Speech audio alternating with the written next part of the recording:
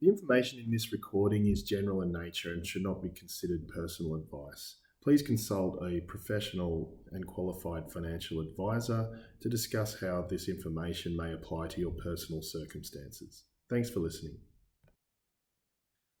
Hi, Dane here from Own Financial Planning, and joining me today is Marc Jocum, investment strategist with Global X ETFs, to talk about the global demand for copper. So Marc, can you start by discussing, what the current demand situation is for copper? What are some of the key factors driving this demand? Thanks, Dane. Yeah, it's an interesting dynamic because copper was once a bit of a gauge or a barometer for economic activity, given it's mainly used in things like construction, transportation, building materials, machinery, and it was quite correlated with the global economic cycle. So you saw copper, they call it Dr. Copper for a reason. It tends to follow a lot of what's happening with, purchasing manufacturing indices and just general economic health. And I guess what we saw more recently, I mean, we're recording this in August 2024, that we have seen some weaker manufacturing data coming out of the likes of China and the US, which, has created a bit of fear of demand from the two of the biggest economies. And, the copper futures price was trading at its lowest in about 4 months that we've seen. However, there is this change, Dane, what we're seeing from a bit of a cyclical barometer to more of a secular transition. And that's because it's being fueled by the likes of electrification, urbanization, the rise of artificial intelligence, electronic vehicles, and the grid build out overall. Because copper is an incredibly important use within all of those elements. And for example, within the renewable energy space, copper is used as a fundamental component within solar panels, within wind turbines. When you're looking at electric vehicles, copper, there's the amount of copper in an electric vehicle is 4 times the amount as an internal combustion engine. Right. So this energy transition is really going to change this demand and supply factor. And there's research that suggests that by 2050, the energy transition is forecasted to account for about half of the total demand for copper. Where we're seeing a lot of interesting uses in things like data centers, as an example. So everyone talks about the rise of artificial intelligence and the amount of data center capacity that's needed. These data centers need a lot of copper to build out their infrastructure. And there's another crazy stat that 1 gigawatt of electricity generated from these data centers requires 65,000 tons of copper.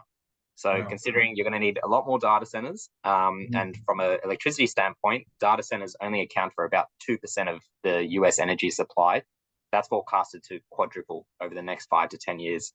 So copper is kind of moving when you're talking about the demand and supply factor from this cyclical transition to more of a secular one. And there's forecast to be, plenty of deficits going forward, which is usually a good sign in terms of boding well for copper prices overall.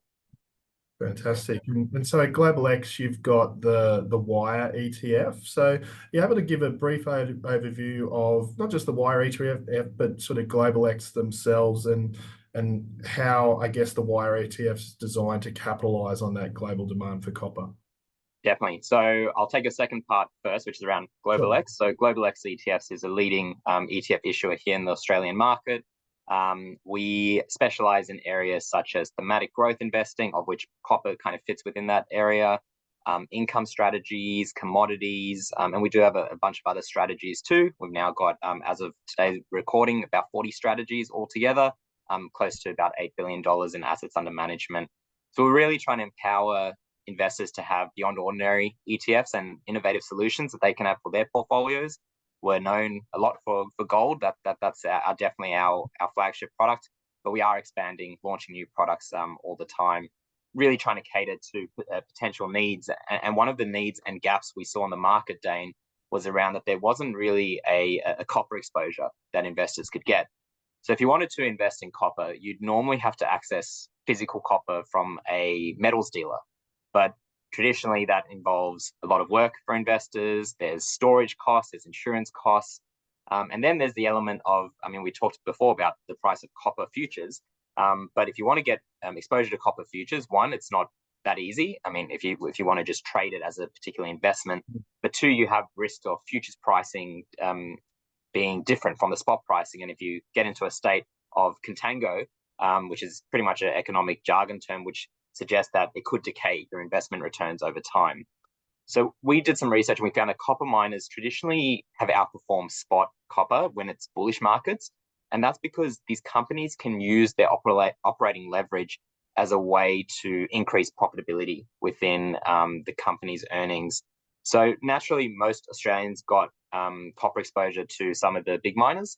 But now, if they're looking to diversify their allocation to broader global diversified copper miners, they can invest in an ETF, which is our Global X Copper Miners ETF. The ticker code is WIRE, which involves the leading 40 companies that are involved in not just copper mining, but also copper exploration. It's a huge focal point in terms of where we are within the copper market at the moment. And we've seen a lot more popularity amongst our ETF suite. A lot of clients are having more conversations around how they can invest in copper. And this provides a very easy, tax efficient and liquid way to do it. So, Mark, you talked about there's about 40 names represented in the WIRE ETF at any one time. Are you able to sort of highlight some of those key holdings? Yeah, the great thing about this ETF is it's quite diverse, not just in the number of holdings, but also around the cap that's placed on each individual stock. So within this ETF, according to the index methodology, no stock can be more than around about 5% of the total index. So you're not going to get a crazy level of concentration that you might get in certain, like tech industries when you've got other stocks that are like 10, 20, 30% of the index. So that was quite important when constructing this ETF. But you're talking, like I said, leading companies within the copper mining space. One of the biggest holdings is a company called First Quantum. They're a Canadian mining company. They are responsible for, a lot of people might see in the news, for the Panama mine that's actually recently been shut. So that's actually caused a lot of supply disruption, and we're not sure when that's exactly going to come back online. That's obviously bode well for the prices. BHP, they do have an allocation to copper in terms of source of their revenue, but also they've just established a joint venture with London, who is a company in the WIRE portfolio actually. It's a multi-billion-dollar joint venture to do copper mining projects within Argentina and Chile. So you do get a bit of Australian exposure, but then you've got international exposure, whether you're looking at Ivanhoe, Glencore's another good example. They've got a lot of significant mining assets in the likes of Congo and Peru. They're heavily involved in M&A. Boliden, another good example as well. So you're really getting good country diversification, not just to Australia. Australia does account for a portion of the portfolio, but not a huge amount. But you've got Canada, US, China, Japan, Europe, Peru, a lot of these countries, given Australia only makes about 10% of the portfolio. So you're getting diverse exposure to individual companies, but also from a geographic standpoint as well. Fantastic. And so what are the costs associated with the WIRE ETF, and how can investors access the investment? So costs are relatively low. For a thematic product, it's charging 0.65% per year. There's no hidden fees or any performance fees like some traditional active fund managers might have. That's the all-in cost. It is the only ETF of its kind in terms of providing exposure to copper miners as of today's recording.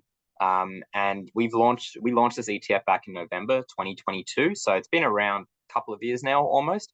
And it's already got a couple $100 million in assets at the moment. So in terms of the thematic play, we actually are seeing more broadly in the ETF industry some outflows from your traditional clean energy ETFs or your broader climate-friendly ETFs. And we're seeing inflows into certain tactical renewable thematics like copper. So it's definitely been one of our most popular ETF in terms of investor interest to date. And you can access it in one tradable security for a low fee, and it trades on the share market, trades on the ASX, so you can just buy it in your broker account.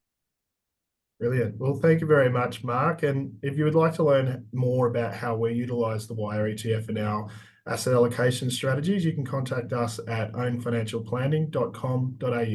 Thanks for listening.